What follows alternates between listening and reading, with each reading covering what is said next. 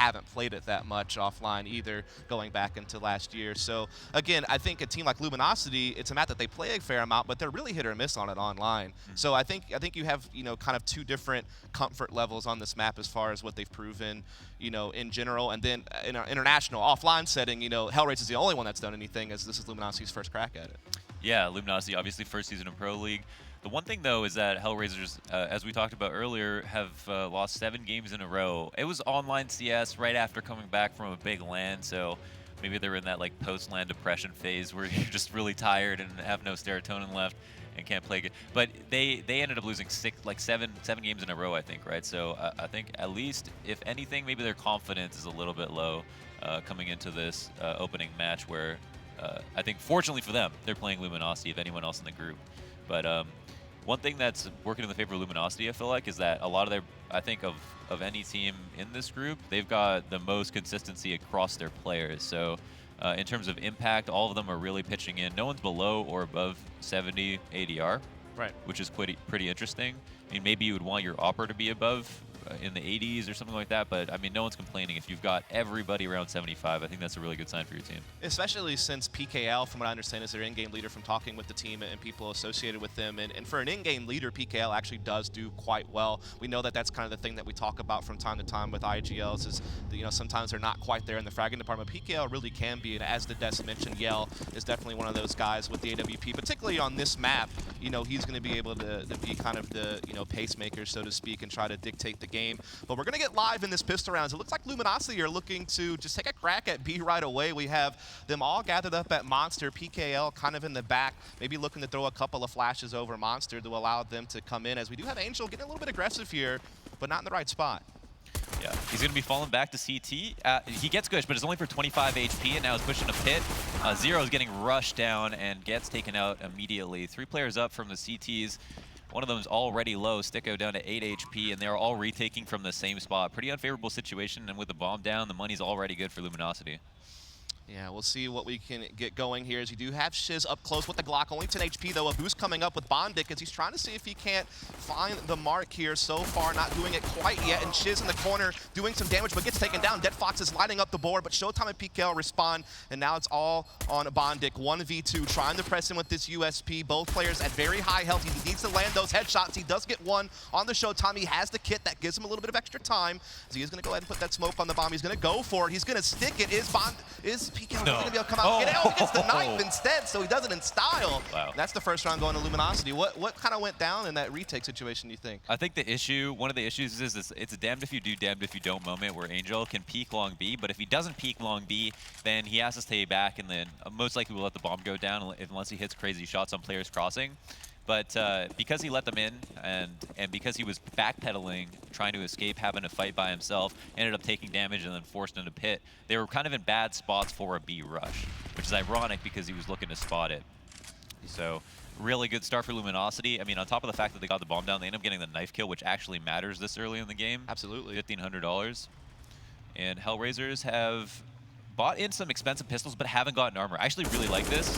So one thing I'd like to say about the Deagle is that you either hit a headshot or you die. And well, there you go. And there it is, the prime example of that. So, I mean, with a Deagle, you're never trying to aim for the body, because as soon as you get hit, your crosshairs going way up in the sky. The recoil is already difficult enough to deal with.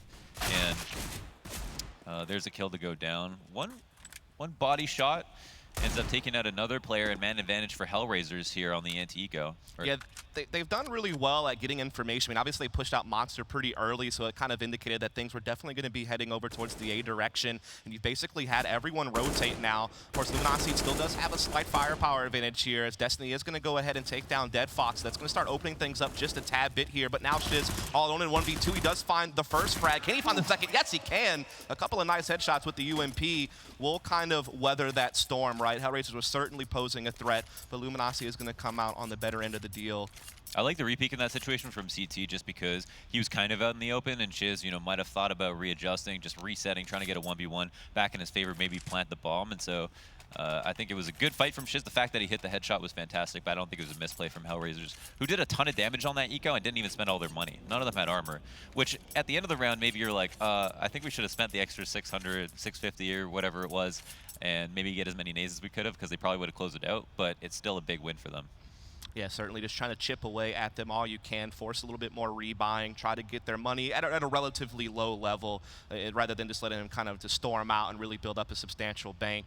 As you know, we're going to get later into these rounds to see what LG is really made of on gun rounds as well, because again, they're going to be up against Dead Fox's op. You're going to be up against some pretty skilled players at B as well.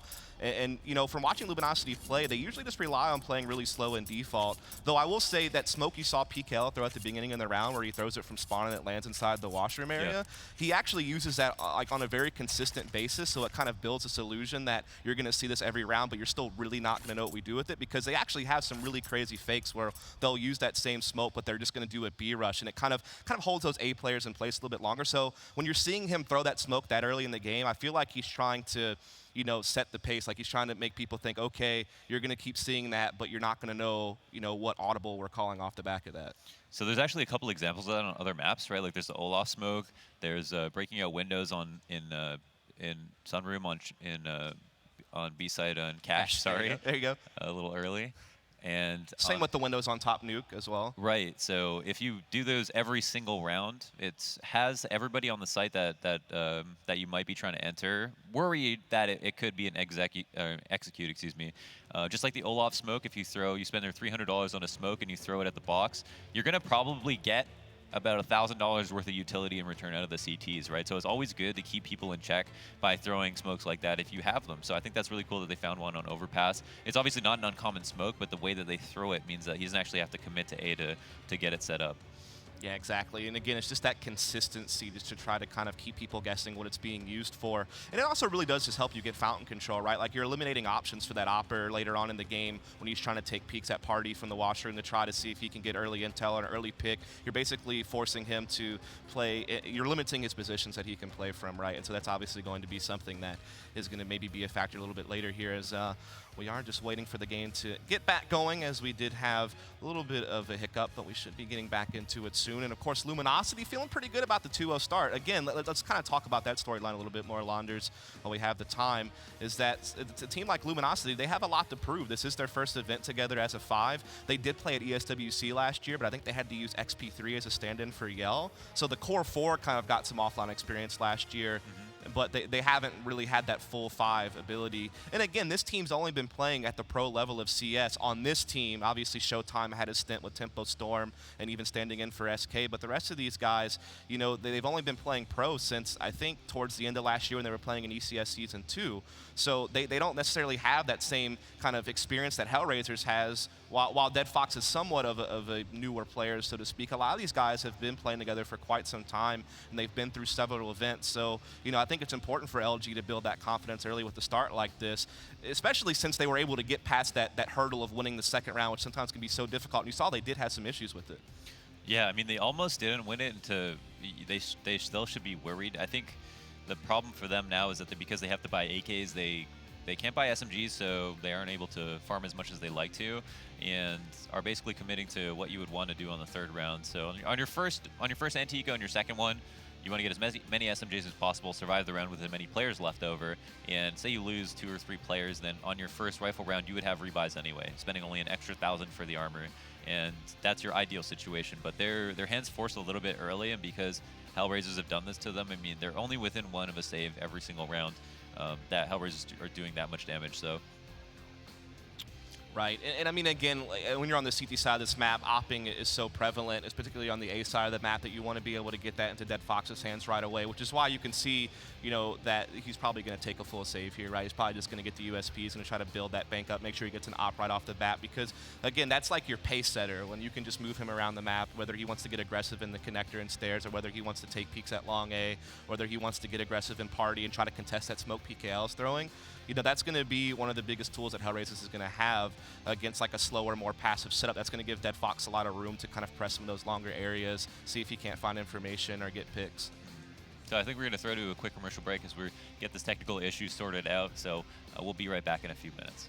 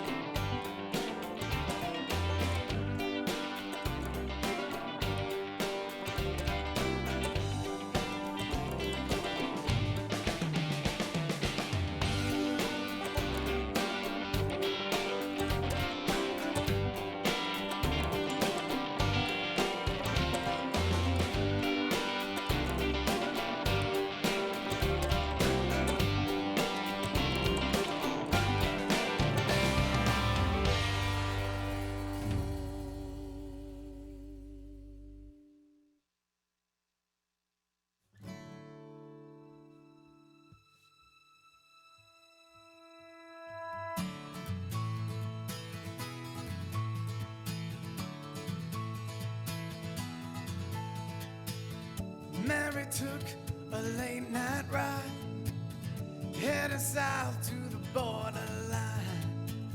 Said goodbye to the late night shows, heading out on that open road.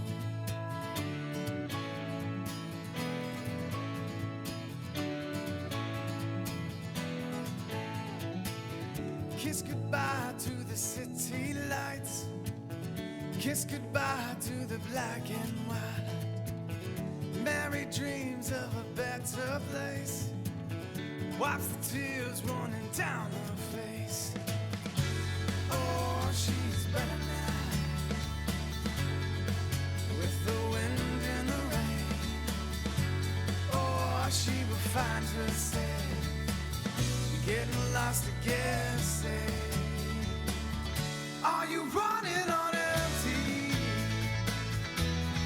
Running on empty. No place to go. Are you running on empty?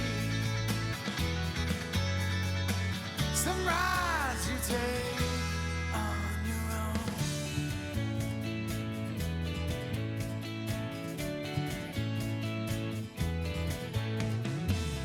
Mary rolls the windows down, moving through these ghost-like towns, keeping pace with the stars at night, holding out till it feels alright. Driving fast, healing slow, hard to know which way to go.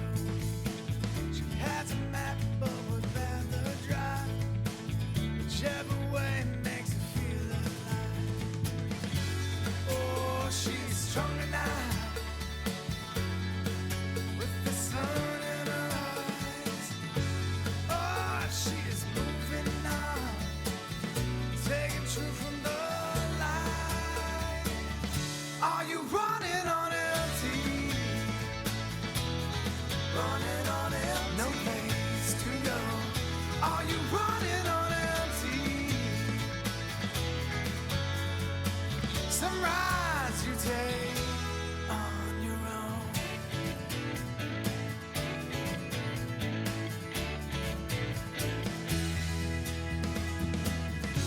She's running for forgiveness all her damn life.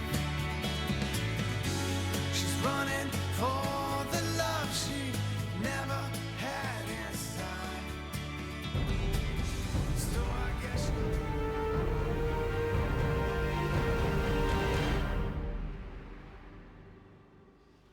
And then get this, I killed the...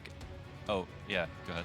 Yeah, anyway, so we'll save that story for a little bit later. I think it's a little bit too early to be breaking out that type of controversial stuff, but we are about to get live with the game again, as we had a little bit of a hiccup there, but we're getting straight back into it now as we see the lovely crowd out there, and lovely Bud Light if you want to get hydrated. You can get out there and just, get that going. Cheaper than If water. that's how you want to start your morning, then by all means, that you can certainly do that.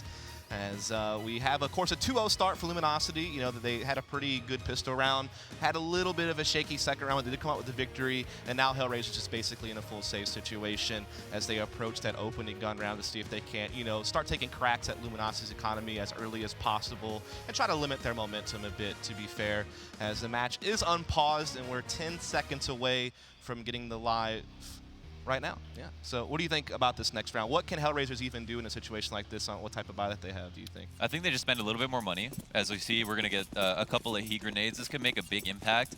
I think all they want to do at this point is just take down maybe 1 or 2 more people, fully successful on these first few rounds. And oh my gosh, the triple boost. I actually hate the triple boost, but it is an eco round. You love the only reason I hate it is just because once you spot one person, if it's not successful, you know where 3 people are on the map.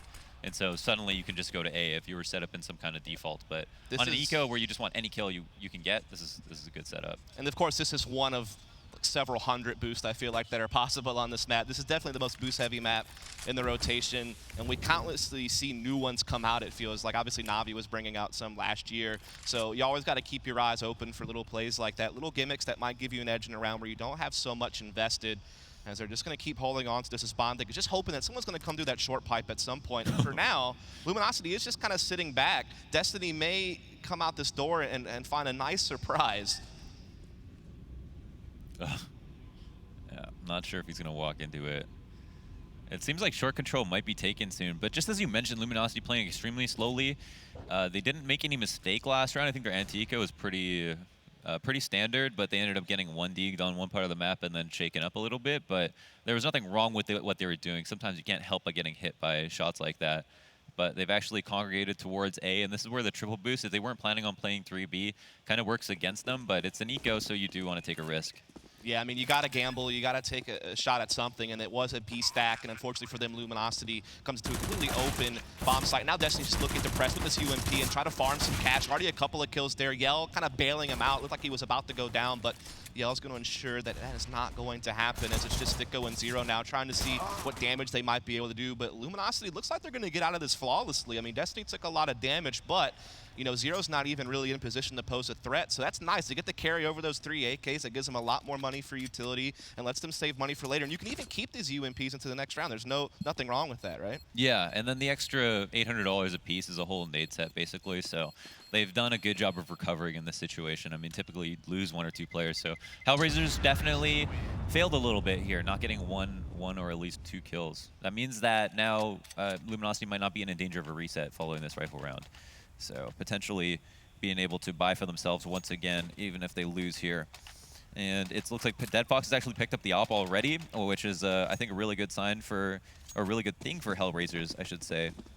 Where Luminosity have 2 UMPs, I wonder if they'll try to do something fast. It's not like the utility advantage is in their favor at all. We still have Molotovs on HellRaisers. I think they're doing fine. The only thing they're missing is head armor. There's a flash out to long B. Sticko has some pressure put on him, but isn't able to escape and does a really good job of sectioning off these choke points. But now Zero's pushed back into the pit after his teammate goes down, gets a couple of kills, really nice spray, and there it is, Angel to help him out in the quick rotate.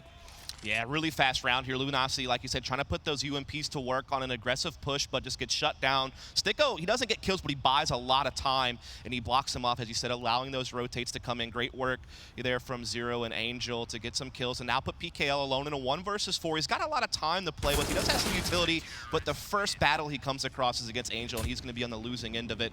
So this is going to be HellRaisers putting their first round on the board. The opening gun round will go to them. And they did it without really losing too many people, right? So that allows them to start getting their money back in order. Yeah, no, that was really nice. I mean, the fact that, Sticko was pushed into a really awkward spot and then just on the fly threw down that Molotov at the perfect time and sectioned off those choke points. There was really no way to aggress onto the site from either side of the pillar, which is super important because everybody was coming out of long B. And so even though Sticko died, it wasn't in vain. Right, and now Luminosity, of course, on that full buy. They were really conservative in that previous round. They got the roll over the 3 AKs and the 2 umps, so all the money is still at their disposal, and they will go into their slower default. This is what you'll see Luminosity open with, I feel like 70% of the time. They love to just play it slow, just kind of take their time, let Yell with the AWP, look to see if he can find some type of opening, you know, park a player outside B. That's going to usually be Showtime. He's used to playing a lurking role. He's done that most of his career. And so that's really how you're seeing Luminosity take it, just a slower pace style. But look at this, Bondic looking to get a little bit aggressive here, boosting up over the smoke, peeking over, trying to see if he can't disrupt Luminosity a bit. I mean, I'm sure HellRaisers are more than aware of Luminosity's tendencies. I'm sure they will have done their homework and know that they can maybe get away with doing these cheeky types of plays. Sticko's going to molly off short, and it looks like the problem for Luminosity right now is they've expelled all their grenades, but they have no map control to show for it. They're just now starting to take long. They pushed up to bathrooms, the position that they could have shied Dead Fox off earlier and just pushed into, but now Dead Fox is actually re-aggressed. That smoke's dissipated outside of bathrooms, so they haven't made a lot of moves. It's already 35 seconds down. You can tell right now the comms aren't very great. Yeah, Dead Fox does get that information. He spots one jumping across, so he will begin to back down. And now he's going to take a peek towards middle. There are a couple of players just waiting around the edge. He's going to take that shot, takes down PKL. Going to go for the re-peek, misses his shot, but it's fine. He's going to be able to back off, and a teammate slid in towards the corner of this doorway. So now he can even be a little bit of a bait setup for Bondic. If they don't check this corner, he can shut it down. They have no time. He can just single-handedly ruin the round, and he will. That's a great spray down. That's the bomb out of the equation. And HellRaisers dominate that 2-3 now the score. And yeah, it really does just feel like Luminosity, they played it slow for the sake of playing slow, and they weren't really gaining anything during that time. Yeah, you can play it slow, but it's a dead giveaway if you've used all your utility, but you haven't gained any map control, right? There's no two ways about it. There's no way you're going to sneak up on your opponents when you're just out of grenades. So the fact that they didn't make anything happen just shows that either one, they were scared, or two, the comms just weren't there, and they didn't know what their plan was for the rest of the round. They even, like at the beginning, had Dead Fox push all the way off bathrooms with with the initial smoke and Molotov outside bathrooms, and then just did nothing off of it. So it started out great, but all they had to do was follow up. Yeah, really well done. And it got to a point where they just ran out of time. I mean, Bondic single-handedly shuts them down. Even if those other kills don't happen, they probably don't have time to plant. That's always the pit that you can fall into if you're trying to play really extremely slow, is the clock kills you. And now we do have just pistols for Luminosity, basically. And so this is going to be just farming time for HellRaisers. This is where you get a clean round, you build up that bank, and you just come out of this tying it up with very little risk involved. No, Bondic's just going to be hanging out outside the bathrooms. And I think one thing that's interesting about Overpass is that on anti-ecos, you don't really want to just be sitting on the site the whole time. It is important to play these long angles that you don't get if Tech9s are creeping up the site box when you're sitting behind it. It doesn't actually give you that much of an advantage just to play at home base where you can plant the bomb. It doesn't make a lot of sense. So I think it's good that he stays out here and just has a teammate to watch watch his other angle behind him. Right. And you got to feel like HellRaisers smells blood in the water now. Like, they've kind of seen this more timid LG in that opening gun round. And I know for a fact that HellRaisers do like to get very assertive across the map. They will push like 3 people along A and look for fights at, the fountain area. They will push you at Kenter. They'll even push out B, which is kind of a rarity on this map, to be fair, on the CT side. But they're more than willing to do it. You did, in fact, see it in that second round. They will do it on gun rounds as well. So if Luminosity, kind of keeps playing like that, I almost wonder if they're going to get bullied and if they're going to have to eventually start taking some risks and start doing some faster-paced play, which I know they're capable of. Yeah, I mean, if I was HellRaisers on that second round, it'd be like, oh, they're set up really well. The structure's there, you can see it. Oh, they're going to start pushing it. Wait, what's going on? Nothing's actually happening. So I think at this point, I agree with you. They must smell blood. I mean, they're probably used to playing teams just in daily practice that Luminosity are just not able to get as well. I mean, just the fact that you're there in Europe means they're going to be playing better teams on average. But apart from that, Luminosity's first season in Pro League, and it seems like that lack of experience is showing a little bit. But they've got another rifle round here to redeem themselves. Now they've got even less utility, so they're almost playing on hard mode in that regard, where they've really got to make up for a lot of the mistakes that they made in that second round. Yeah, they don't really have that op either in Yell's hands to be kind of a response to Dead Fox, and they're still really limited on utility. Look at this. They only have 3 smokes and 3 flashbangs left. There's a minute left on the clock, and they've still got, they do have control of washrooms down. They have started pushing out long A. They still do have Showtime to kind of park out here B. The bomb on PK is actually sliding back over, so maybe we're going to see them try to throw a bit of a fake at A, slide back through connector, and eventually do some type of B hit. That seems to be how they're setting up. Yeah, we still have 3 Molotovs on HellRaisers, so they've got a lot of the ability to delay right now. They've expelled another smoke right here just for the end of long control, only leaving 1 person. And the idea here is just to make sure people stay at A. Really nice shot from Dead Fox. Good flick on the shiz. Goes down, and now it's a 5v4. And Destiny Showtime have a couple of smokes left over. 35 seconds remain. They've decided to go B, and Yellzera can no longer make it seem like it's the other side of the map. Here it is, 0 to entry. No! It's actually Showtime to take him down. PKL to trade him out. And the bomb might get planted here. Oh, it's actually a 2v2 situation, though. The flank is good. Bondic gets both kills. Denies the bomb plant as well, which is a fair bit of money. Right, and it's another one of those situations where Luminosity are killing a lot of clock and they're not getting a lot for it. I mean, that time around, sure, they did get washrooms. They did start getting up long A bit, but they still didn't have that much utility left over to actually go for their execute. And by the time they did commit to actually going B, again, you're still sitting at maybe 20 seconds left on the clock. And even though Zero goes down pretty early, he still gets damage in. He still buys time for people to rotate. Obviously, this is one of those maps where rotating for CTs is very rapid. And now Luminosity are back into a situation where they're just going to be working with Tech9s and a Deagle, a couple of P250s, a couple of flashes, and now they're forced to play fast. They are coming up mid rather quickly into Dead Fox's op, as he has already been able to retreat. He misses his first shot, but gets back behind the truck, misses another, and so Luminosity have made this very dangerous now. They're going to get in here. They're definitely going to get the bomb plant. Angel and Sticko doing good work to crack the site back open and start steering it back into their control, and now they're starting to overwhelm Luminosity. It's only PKO with the Deagle. He'd have to just do something mental to get through this, and it won't happen, and so HellRaisers will make it 5-3. But hey, fair enough. Bomb plant with very little invested. Yeah, we've seen situations like that get way uglier, way faster. So HellRaisers, although they had their 1 player on A site, was an opper and died without getting a kill, managed to come back and make sure no one else got killed as well. Is a huge win for them. It's also really great for Luminosity. They were able to get a bomb plant on an eco, which is kind of the silver lining in that situation.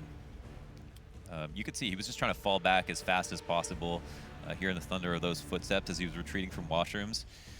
And now HellRaisers are off to a 5-3 lead. Luminosity are, it looks like they've taken a pause. It might be, I would assume it's a technical or tactical pause, excuse me. Certainly could be. I mean, you're getting into a point now where you've played out 2 gun rounds on your terrorist side, and you haven't really accomplished a whole heck of a lot just yet. Yeah, this is a tactical pause that you're seeing there on the screen, so all the uncertainty is cleared up. They definitely need to be talking about this because, as we noted, both gun rounds they've played so far, they've run out of time. They haven't really looked comfortable. It feels like HellRaisers, particularly Dead Fox with the op being assertive, you know, in that fountain area has really kind of hindered them to you know, get a grasp of the map and actually like build a foundation to launch from. And so I wonder at some point, if you're Luminosity, do you say, okay, like we have to get away from this lower default, which is kind of our bread and butter, again, probably run at 70% of the time. And I know they're capable of some faster B splits, you know, like we talked about that smoke PKL throws from spawn. They'll use that to do fast Bs to just hold those people in A just long enough to have that man advantage coming to the B bomb site. So I know they're capable of picking up the pace, but do they want to do that? Or in a situation like this round where we're looking at their buy, you can't see it yet, but Yell does have an op and they have the most utility they've probably ever had the entire game thus far across the entire lineup with everyone else on AK. So maybe this is a round where you finally have a little bit extra utility to really work your default the way you want to. So maybe you do go to it another time since that's kind of, like we said, their comfort zone. One thing that's really cool that you can do on this map that you can't do on a lot of other maps is take fast control of something and expect CTs to often push it. So, for example, going off of short B with a Molotov in a tunnel and a flash to blind anyone that's trying to rush, that's a really good way to stop pressure. But say, for example, HellRaisers aren't playing it, then that would have been a good opening on that round that Sticker was able to fall back and use a Molotov. If Luminosity had actually pushed for short control first, they might have been able to first get a kill, but then second get map control really quickly, and then also just split off that if they felt like it, like a real quick split B, where you know, that 5 players through long B didn't seem to work so well as HellRaisers have talked about how to defend it, obviously. Yeah, so it looks like they are opening up fairly default, though they are going for really fast short B control. And they're actually going to run into a fight. Stinko does get aggressive off the sandbag. It's going to be a 1-to-1 trade, which is going to favor Luminosity in the slightest, as they will get some map control. And you know, when you even the numbers, the T's usually are going to take the slight edge, but we're seeing HellRaisers get assertive in that connector area. Destiny is playing it back right now, looking to see if they're going to push, but they're actually going to start falling back towards washrooms. And so it seems like the dust is starting to settle just a little bit after that initial skirmish, as we're starting to see those CTs fade back into the site, and Luminosity looking to see if they can't start pushing stairs themselves, start getting back a little bit of map control. And it looks like they've all but fallen off of B entirely. Yeah, so stairs becomes very precarious at a certain point if short control is taken, where the door can be open and also someone can come running out. So if they decided to go in tandem and try to retake stairs, it'd be an awful situation for the CTs.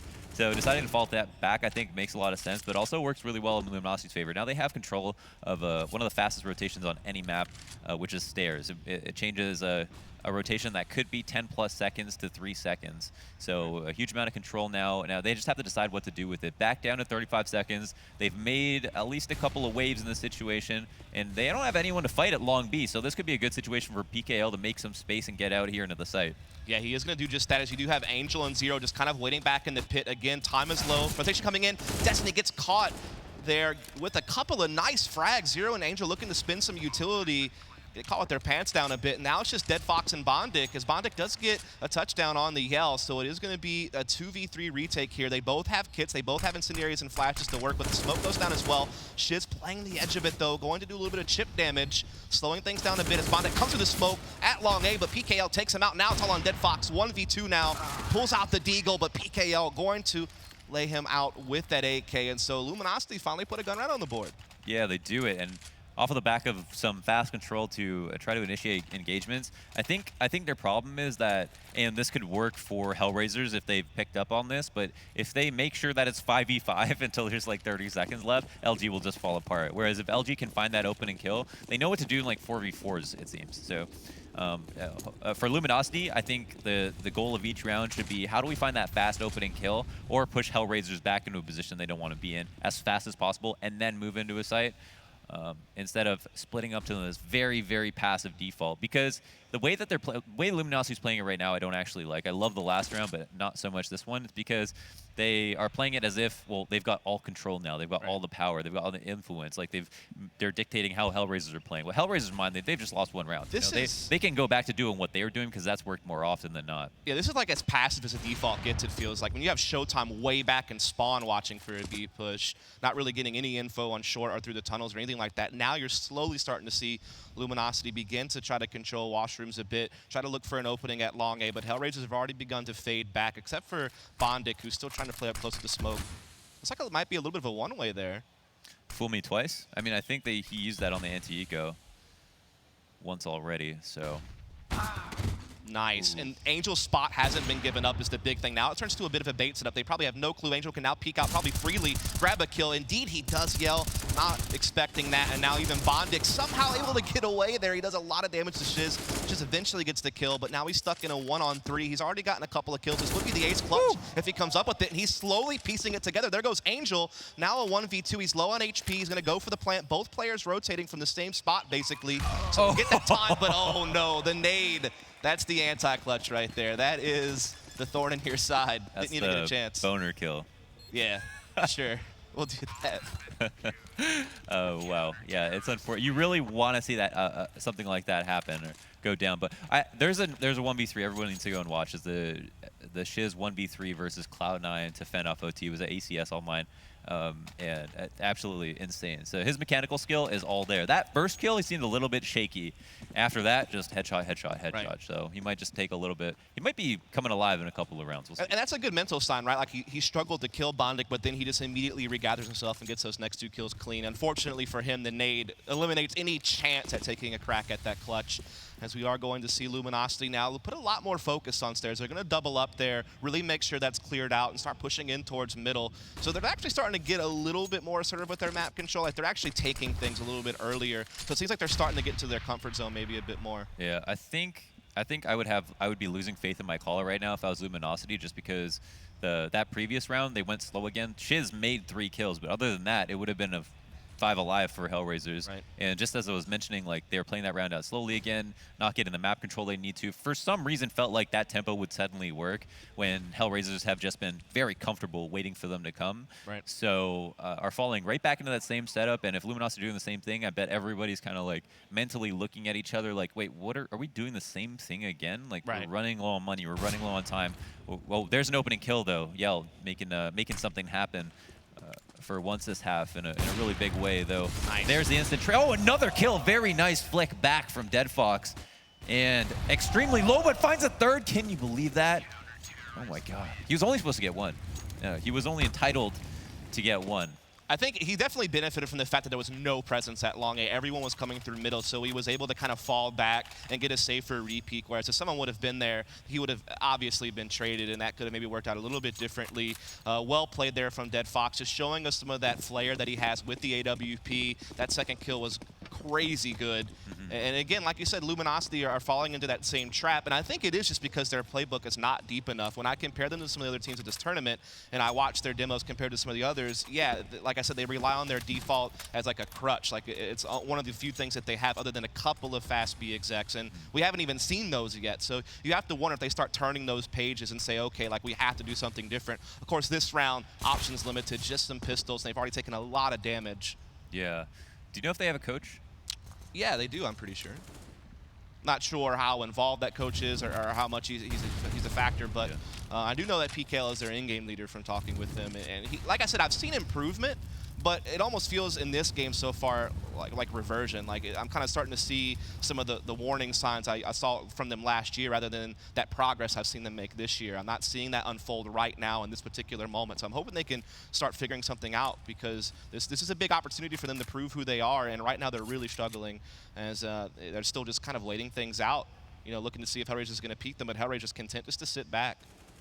I'd definitely rather see them rank S it than sit back in this default every single round. I feel like they would probably be able to put together a few more rounds, because I think the default is above anything else, and this is an eco where they're getting cleaned up. No bomb plant looking like it's going to happen, but I think what's most indicative of this, or what this default is most indicative of, is that they're scared. And because, you know, it's really easy to, like, as an IGL, to like call a default, and then the default doesn't work, you go, well, you know, default didn't work for all these number of problems. It wasn't because the default was bad, right? And so it's a really good way for an IGL to, it's not a cop-out call necessarily, depending on the team you're playing. In this situation, it definitely is, though. Yeah, I mean, they only have a few rounds left in this half to figure something out and try to make this a bit closer. You don't want to let HellRaisers get off to 11 rounds. That would be a tough comeback, especially if you can't find the pistol in the second half. And look at this. You can just tell how bold HellRaisers are now. They're just pushing past the smokes at middle. Angel taking a very aggressive position here right on the fountain. And there's just really nothing from Luminosity. They're just kind of waiting outside B. I mean, there are players waiting back on the stairs by spawn. You know, one's tucked into the corner at stairs. They're just giving so much breathing room for HellRaisers right now. It sucks to have to harp on this, but if they do it every single time. Now we have to group up for B. They might try to like a walkout hit, which is a smart idea to do when you know that your opponents have a lot of utility because you don't want to get counter-naded. Right. So this could be good if Zero actually messes up here and he sees the shadows first, does quite a bit of damage. Yell actually down to half HP. Bondic is able to get a kill as well, though. Now it's 4v3, and Sticko's left on the back of the site. Smoked out now from his position is going to come up the left, and there's no opponents to fight. They still haven't aggressed all the way up. And they've grouped as well, so they have no other choke points to split from. And now we're already getting flanked. Sticko's going to get confident and knows that PKL is the last one to come out of tunnel. He's going to look for that one tap. He's able to find it. 1v2, Bondic low. And he doesn't have the bomb anymore.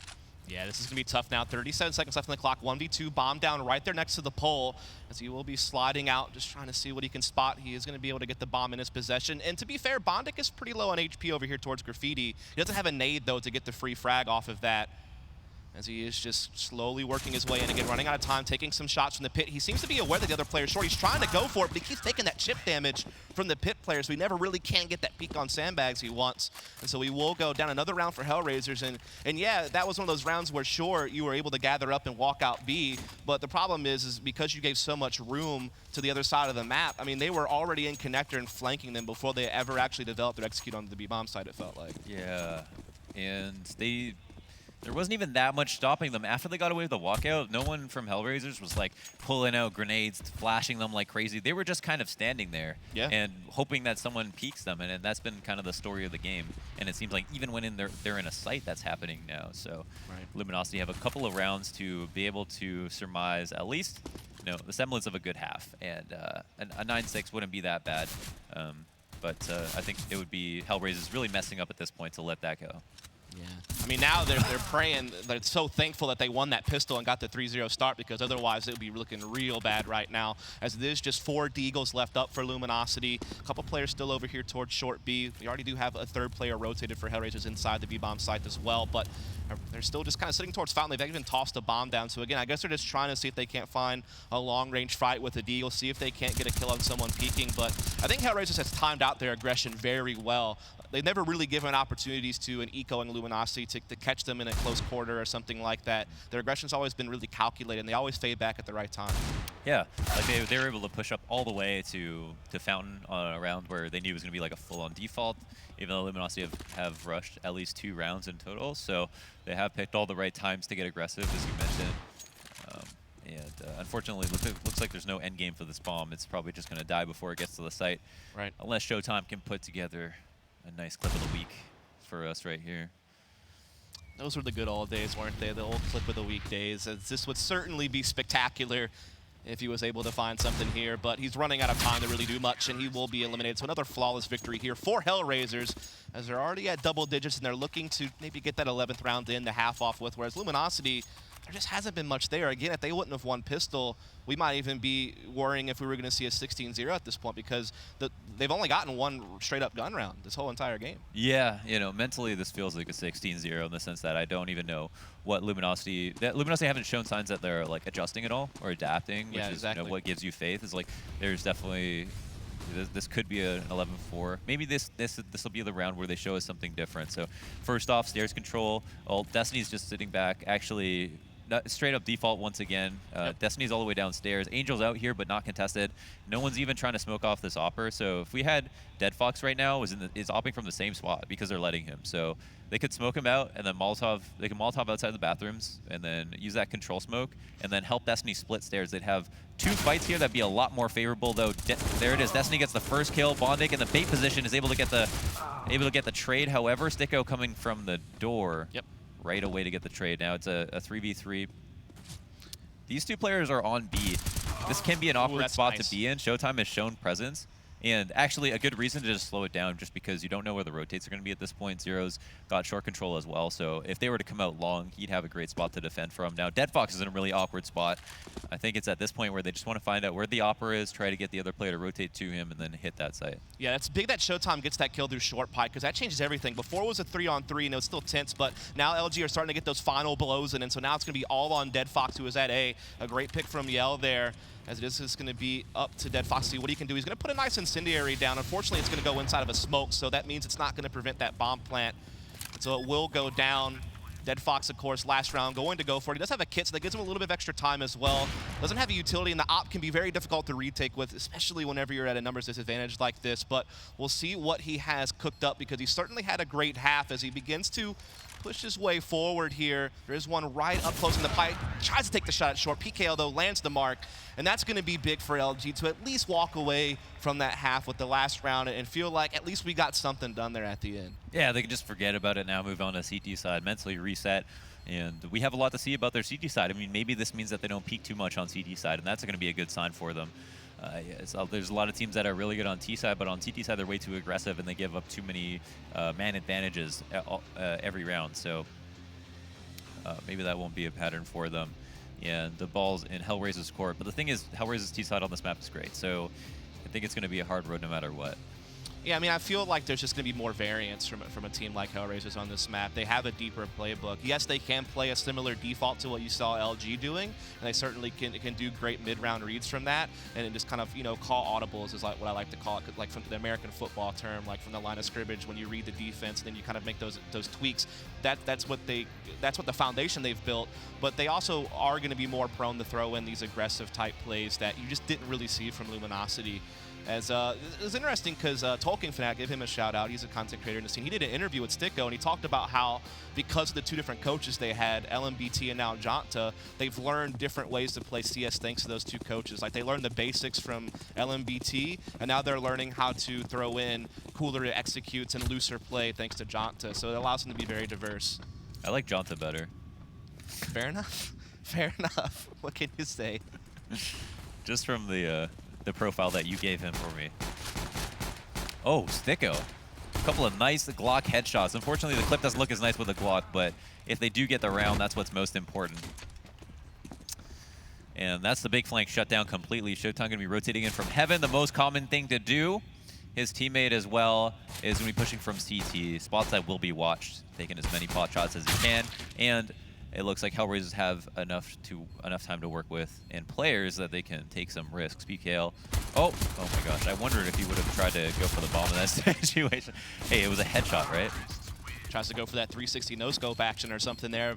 Doesn't pan out, but still an easy round for HellRaisers, and then let Sticko really, of course, having the biggest impact on that. Those first couple of kills with the Glock over towards short and connector.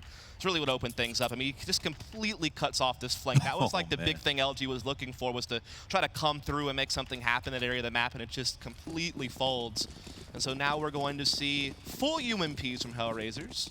And of course, this time, it's, you know, a difference from HellRaisers. We do see Luminosity actually buying up pretty aggressively in the second round, unlike HellRaisers, who are a bit more conservative. I don't really like this. I don't really like that anti-eco. So many nades on an anti-eco. I mean, I don't even think smokes are that useful on anti-ecos, not 5 at least. It's just sometimes you get killed with pulling a nade out. Sometimes your smokes help. Oh, no. Oh my gosh. And there, oh wow, the execute comes out. Okay, the cleanup is happening. I don't know, there's so many kills on the kill feed right now. I can't keep up with this. Sticko is now left in a 1v2. He has the bomb, and one player pushing off short. Showtime makes a bit of an error. And the good thing PKL didn't decide to push out there. Sticko would have called him out. And now has to worry about 2 choke points and about 10 seconds of another one, but sees the grenade. Dead giveaway.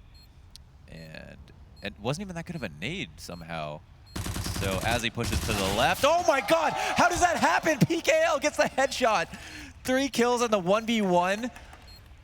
That's really the ending that round deserved. It feels like it was so chaotic all the way through. Every time you thought someone had a foothold in the round, someone else will just respond right away. You had the initial CZ kills. You're thinking, all right, this is dangerous for HellRaisers. Then they come right back, and it's just a slugfest till the very bitter end. And all of a sudden, somehow, some way, Luminosity come up with it here.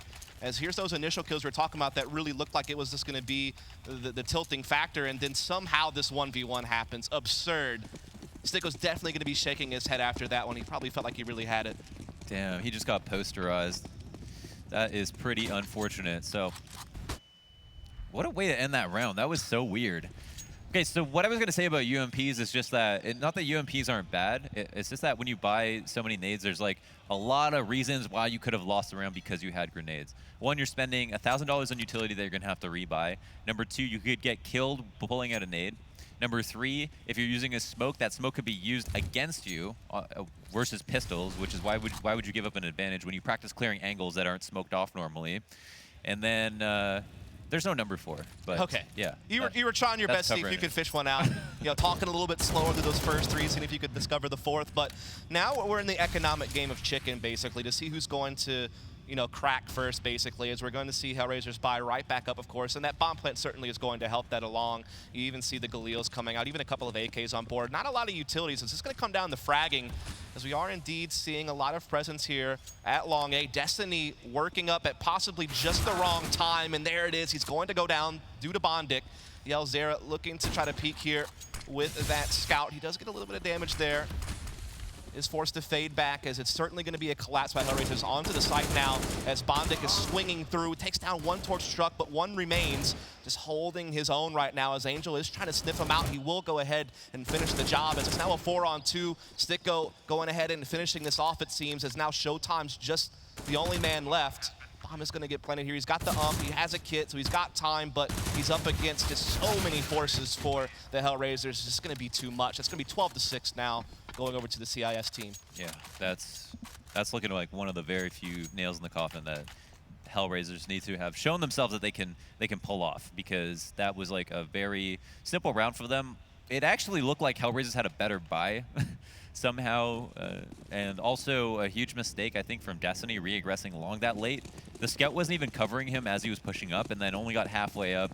But even if he was there, probably would have gone 1 for 1 with his I mean, I could see why he would want to get a close angle, but taking control of something at 40 seconds when, it's all quiet, it should be more concerning for you.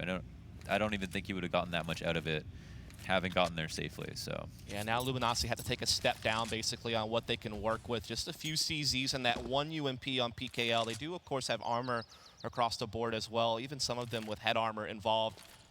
No kits, though, so that's obviously going to make retaking a lot more difficult. You're not going to have as much time to work with. As HellRaisers content just to kind of sit back and play it slow as well, just trying to make sure they're not going to run into any type of stack or any type of gimmicky play, just making sure that all angles are being cleared. So there is one up here inside the stairs. It's going to be Yell. He's going to take down 1, but it's quickly traded back by HellRaisers. They're doing it in like a buddy system, just kind of slowly clearing out the map. But there are a couple of players in washrooms who might be able to be an issue, but it looks like they might kind of avert all of that, as we do see that bomb swinging back around towards spawn. I really like the deep smoke in the door, and then just joining each other from top and bottom of stairs to really crush any CTs that might be sitting there.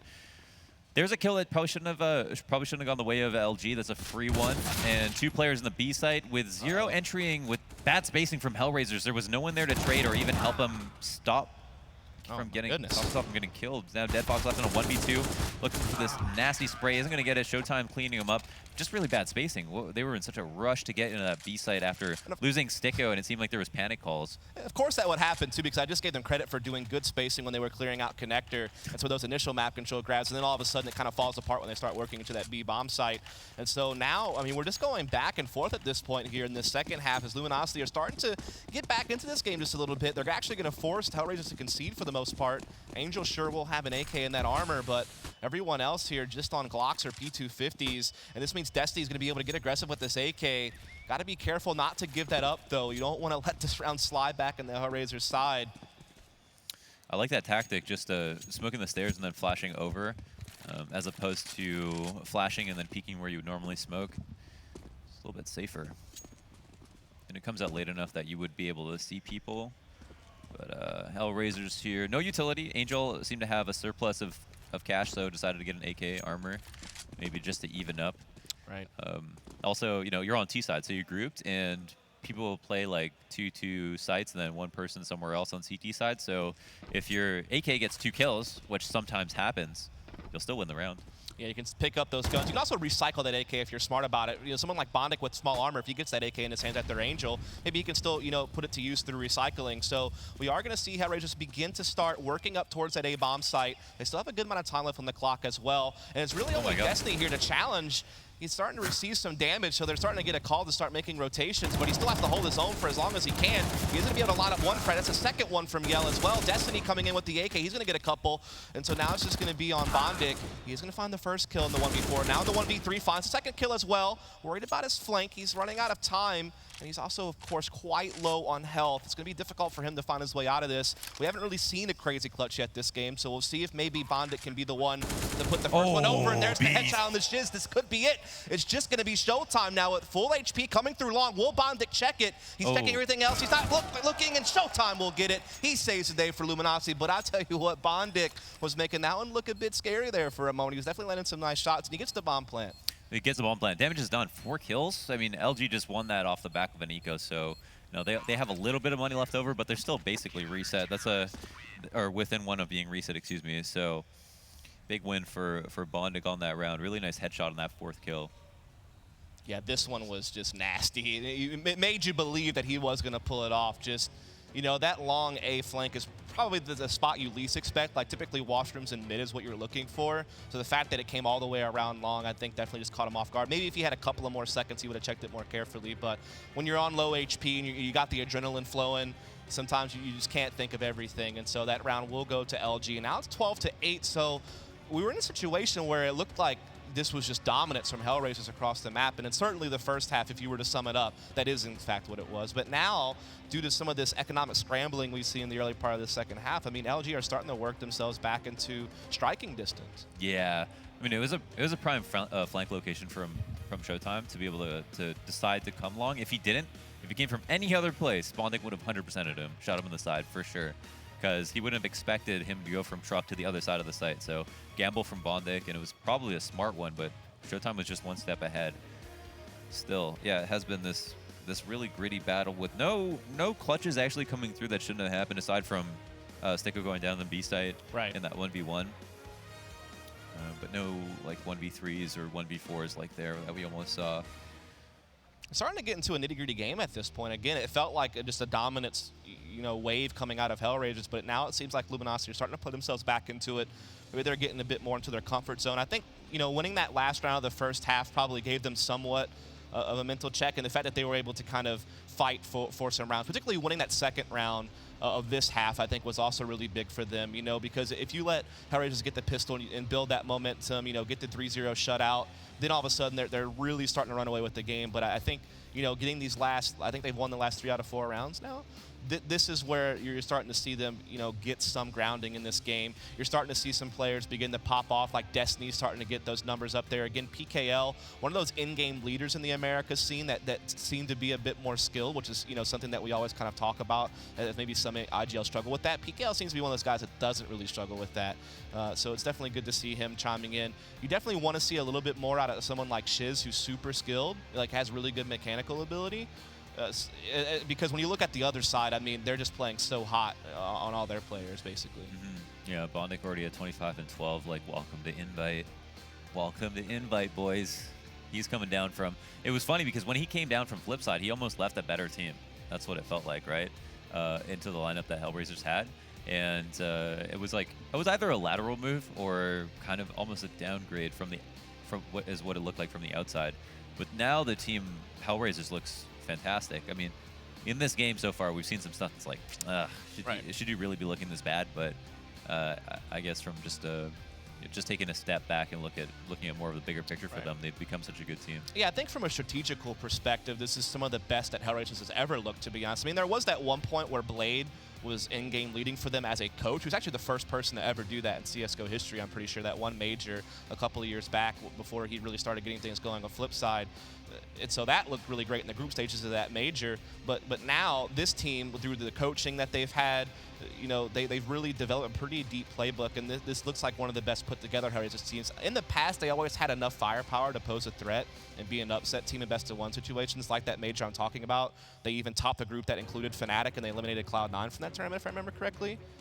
Can't remember what major it was, of course. Don't have that same level of memory as a Thorin or a Vendetta or something like that. But the point is when you watch this HellRaisers play, it feels like they're really well put together. Definitely. I totally agree. I think this is definitely the best iteration that they've had. And I thought their biggest struggle would just be like having all these young players, but they've overcome that, I think, with the ability of, well, just the good coaching and having Angel just staying with the team the whole time, that roster. Right. So we are finally back into things here as HellRaisers are going to be on pretty much a full buy. Angel, of course, having that AK in the previous round, wants to make sure he can get a full utility in this one, so he will kind of take the slight sacrifice of a CZ as everyone else is going to be on the AKs. No opt for Dead Fox this time around. Meanwhile, Luminosity still going to keep on to these UMPs as well as they collected an AK, and they have a couple of M4s in play now as well, as we are going to see HellRaisers looking to get pretty assertive here inside connector. Really making sure that's cleared out. Maybe looking to start getting into short B as well. And so this can be where you start seeing Harry just build one of those really fast B splits that they can certainly throw in. Yeah, the split. Looks like it's on the menu. Is that smokes or about to be thrown? It seems. Zero. Looking to maybe smoke out CT. I don't know how simple they'll keep it. No rotates are going to be necessary as we have LG are really well prepared for this hit right now. Playing close to the choke points, one on the left side along B. Molotov remaining. They're going to have to smoke this out to get through it. The smokes are going to dissipate. Shiz is actually taking a bunch of damage, and they smoke their own Molotov just to continually force them off of this site. Now they're going to come through it. The flash is really good, but you can kind of just spray through this. Showtime doing a lot of damage, getting the kill. They've come through, however, and he gives up on watching it. PKL, oh man, this is a bit of an error on their part. LG now in the back of the site. Destiny goes down, and the flank is out, but they know where he is. Yeah, now to 1v2 for Yell. Can he go ahead and reel this one back in? No, he cannot. As soon as he comes up short, Bondic gets the frag. They didn't even plant. They win it. Yeah, they didn't get the bomb plant. That is certainly true. Yeah, that looked really rough there when they were getting really choked off over there at Monster. I mean, it was the incendiary, the smokes, the counter flashes, everything was stacking up. But eventually, it's just how we just kind of brute forced their way through that, just kind of having superior firepower in that particular round and just kind of overwhelming Luminosity. Now, you force Luminosity to save, and it's a 13-8 game, and now Harriers are starting to get control back of this map. So Showtime actually messed up where they decided they had to push through the smoke because their nades are dissipating, and Showtime looked from long B to short, even though he had PKL watching it. So kind of messed PKL up by trying to help him with his choke point when they should have just trusted each other to watch their choke points. And Showtime would have gotten kills on 2 more players jumping through the smoke, right? So important not to get distracted in situations like that. They had the perfect setup to defend against long B and lost the round. Yeah, I mean, they had a double monster, plus they had a player playing off a short. So it's like about the best defense you could really hope for. And it just kind of crumbled there towards the end. As, of course, Luminosity essentially on a full save. Shiz does pick up a deagle, but the other two just on USPs. And, of course, it's been a 5-on-3 for some time now, and HellRaisers seem to be having no trouble closing it out. Angel gonna just find the final 3 frags. No big deal. Woo. It's basically just playing whack-a-mole up there in party as they feed up. So now it's 14-8. HellRaisers 1 round away from Matt Point. And Luminosity really only has 1 more buy-in before this game is over if this doesn't pan out. Yeah. I think he got lucky on this 3rd kill. I'm pretty sure he wasn't even aiming there. But nonetheless, the other headshots, the 5 kills in total. The old head of the team has led them to 14 rounds. 2 more, and they will take this first map and make Luminosity look like they've got a bunch of work to do.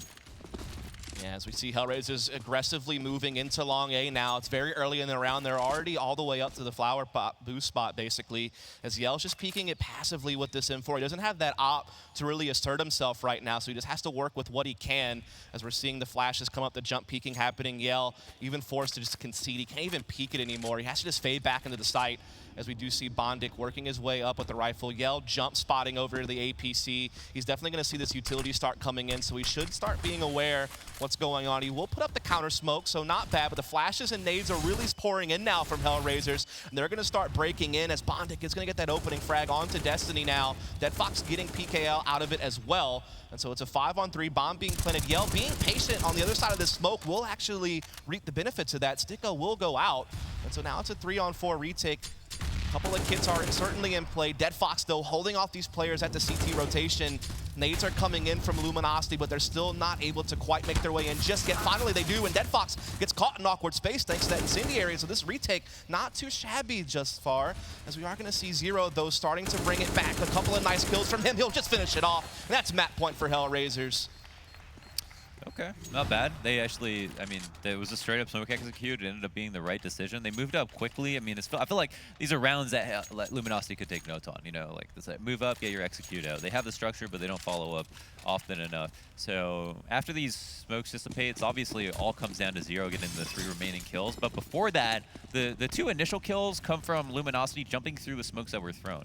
And I think if that you've given up bathrooms control, you're submitting to having to retake the site. And A is not impossible to retake. You just need good retake locations. And they could have had someone come upstairs or been ready with short control. But because if you lack any control on Overpass, you will be subject to losing to these executes. But pushing through the smokes is not the answer. Not one at a time, and not without the ability to trade them out. It's starting to look good at first when Yell gets that first kill. He's playing patient. They flushed Dead Fox out of Optimus, and it was starting to look like they were piecing it together, but then Zero able to make a good individual effort there in the end, puts HellRaisers to map point, and now Luminosity essentially have to do more with less now. I mean, they still have the UMPs in play, but they're not going to have any main rifles and a couple of CZs. There is, in fact, no kit out there for them as well. That's going to limit them. They are going to get a nice little trade inside the stairs, but it's quickly tilted back into the favor of HellRaisers, thanks to Bondic, who now has a 4-on-3 for his team. As we do see PKL trying to push through with this UMP, see if he can't find something. Destiny's so pissed. Yell was supposed to just watch that. And Destiny was out there just like standing there, just watching top of stairs, like, you got my bottom stairs, and then ends up dying first. I'd be mad. And now it's just PKL. Crossfire's been defeated. Stairs control was taken. Bomb's getting planted in the best spot possible. PKL approaching it, but he's been spotted already. He's only got the ump. He's going to push up the left and get shot from the right. Sticko gets the kill. HellRaisers get the map. And what a strong start for HR. I would like to point out, I'll do a little humble brag for you. Got the prediction exactly correct. 16-8 in favor of HellRaisers. So congratulations, Launders. Oh, thanks. You're welcome, bro. I mean, I knew it was going to happen, so... Yeah. It's clairvoyant. Like, you can't always just be expected to be alert for that. I mean, when you look at that game, it was really HellRaisers never losing control of it, to be fair. Like, the first half was absolutely dominant. Had it not been for Luminosity winning the pistol round in the first half, they probably just get completely shut out, to be quite honest with you. At least Luminosity gets a couple of rounds there towards the end to make it somewhat manageable. And they did well in the early part of the second half to play themselves back into the game. But at a certain point, HellRaisers just kind of flipped that switch and said, all right, it's game over now. You know, and then they just carried the victory with ease for the most part. Yeah, exactly. The only rounds they did win were like they won rounds they shouldn't have, and then they won a couple of fast rounds, but they started off so badly. HellRaisers took advantage of them, gave them the opportunity to come back. It was like 12-8 at one point, you know. Then they lost an anti-eco, but after that, no more mistakes. HellRaisers clean up and then started to look stronger than ever. Yeah, it felt like they never really found their groove in that first half. They never really got comfortable. You could tell that they were almost playing a bit too timid because their first couple of defaults didn't really work out. They were, you know, just burning the clock. They weren't really gaining much. They weren't really getting their execute set up. You know, the aggression from HellRaisers, particularly Dead Fox's op, it felt like they never really found an answer to that. They never really got their confidence. And we talked about this early. Like, HellRaisers, they smell blood in the water, and they're going to pounce. They're going to bully you. They're going to force you to make plays. And it just never really happened for Luminosity, particularly in that first half. And like I said, in the second half, a bit of a recovery, but just quite not enough. I mean, I guess for you, quickly, you know, what does Luminosity take away from this loss? First match on LAN together? I think, yeah, maybe first match on LAN together, so don't get too upset about it. Also, I think just be a little bit more decisive. You know, I think that was just a key factor where just like big rounds are wasted, right? It's like the rounds they had the most money, they did the least on. So I think the fact that you're winning ecos means that you could be getting a lot more done on your rifles. You've got the aim. Just be a little bit more decisive and be diligent with your map control, and then actually, you know, have a plan for the end of the round. As we do have Paula on stage here with the winner from HellRaisers. Let's talk about that game. So Paula, take it away. Thank you, Dust. I'm here with Sticko from HellRaisers. Congratulations. That was an awesome matchup for you guys. I think it went pretty well. How did it go from your perspective? To be honest, I feel like we didn't really lost the groove in the match. I felt like we were always winning despite that we lost the pistol. It was really close. We knew our mistakes. We knew just we could out-aim them on the positions that we are comfortable in. So we just knew we were gonna win. I don't know. I felt it like throughout the match, even though we were losing 3 rounds and losing 2 rounds in a row. I felt like we're gonna win, and it's just a matter of time. And how has the preparation been for this event and for LG? Because they are a team that you don't get to play, of course, on a regular basis. And coming to this event, you've had to travel. So how did the preparation overall go for you guys? We prepared very poorly, considering like we prepared to the tournament very well, but against LG we just saw one of their maps and we felt that we will play Overpass against them, so we just kind of watched once their match and we just felt the game better than they did.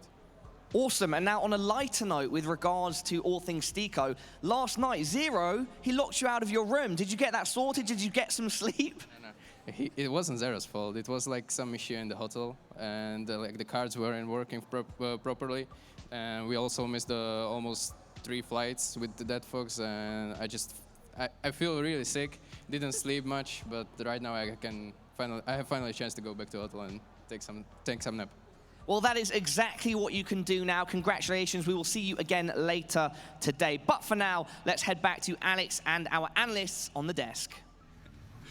Thanks very much, Parla. Yeah, a fantastic now opportunity for Stico to get some sleep with a win under his belt as well. HellRaisers pick it up, and Launders called it, you called it, Vendetta called it.